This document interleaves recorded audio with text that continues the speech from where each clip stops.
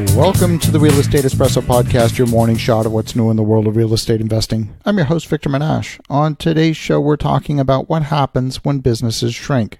The latest earnings season for retail has brought some more bad news. But let's be clear, retail isn't dead. It just has way too much friction, and that's why it's shrinking. There's the perception that the lowest prices can be found online. Certainly a perception that I have, and many of my friends as well.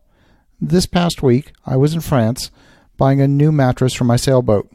I wanted a firm foam mattress with a pillow top that I could custom cut to fit the specific shape of the cabin on my boat. The lowest prices were clearly online, but there was no way to know if the mattress would be comfortable for myself and my wife simply by staring at the screen. It doesn't matter how many reviews there are saying how great the mattress is. If it's comfortable for you, it doesn't mean it'll be good for me. In the end, we found 3 different stores and a market vendor that were fairly close to each other. My wife and I comparison shopped the old-fashioned way by trying out each bed. The mattresses varied widely from 300 euros all the way up to 2,000 euros. In the end, we chose a mattress that had been discounted from 500 euros to 300 euros. It was as comfortable as the one at 750 and as comfortable as the one at 1,500. Given the harsh saltwater marine environment, we decided to go with the less expensive one, thinking that if we spend no more than 3 months on board each year, we may have to replace it anyway because of the salt and moisture. We won't feel bad about replacing a 300 euro mattress versus a 1,500 euro mattress. This was good old-fashioned comparison shopping. The mattress we purchased was actually competitively priced with the best that Amazon had to offer. But frankly, we were surprised. There are so many other examples of products that we bought where it was much, much cheaper to buy online.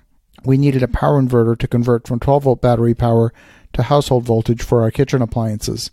We chose one with good reviews and the price was right. Same for the kitchen blender. These prices were definitely better online than anything in a store. A few mouse clicks and the products were delivered directly to the boat. I, as an average consumer, believe there are some things that you simply cannot buy online. I have not got my mind around buying shoes online. I find only a small percentage of shoes fit my feet. I need to try them on. Shipping shoes back to the retailer that don't fit is almost more work than going to the shoe store.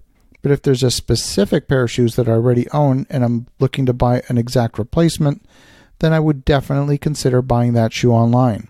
Or if there's an article of clothing, like a white dress shirt, here too I would buy that online.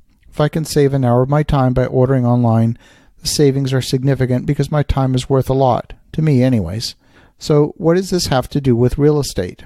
If bricks and mortar stores are facing declining sales, all retail commercial real estate will suffer, not just the ones that are landlords to Sears or JCPenney.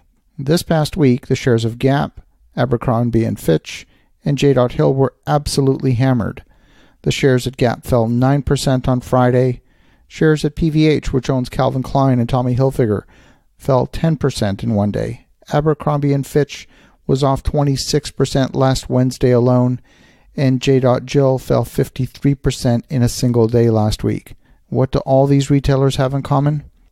They rely primarily on shopping malls for the majority of their sales. Now, last year, it looked like retailers were poised to rebound, but it turns out that in 2018, many retailers' numbers improved due to better inventory management.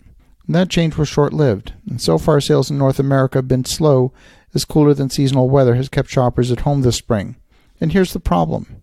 Businesses either grow or they shrink. And if they can't move their inventory, they resort to selling at a discount to move the inventory. And when they do that, it hammers their margins. You can't wait another 15 years for that color to come back in style. The product has a shelf life, and it's about 16 weeks in the case of fashion clothing. Once a store closes in a mall, I'm not seeing legions of new businesses looking to open up in the mall at $65 a square foot, just waiting for a vacancy to open up. Sometimes you might even see a store downsize their footprint in the mall simply to get more efficient use of their floor space. When there's excess inventory in the retail market, prices drop. And when there's excess inventory in real estate, prices also drop. You don't need much vacancy to cause a precipitous drop in rents. Rents will drop to the point where any rent is better than no rent. We've seen mall after mall close down. So what will cause people to get up off their sofa, get in their car, and drive to the mall? You have to be looking to buy something that is not easily purchased online.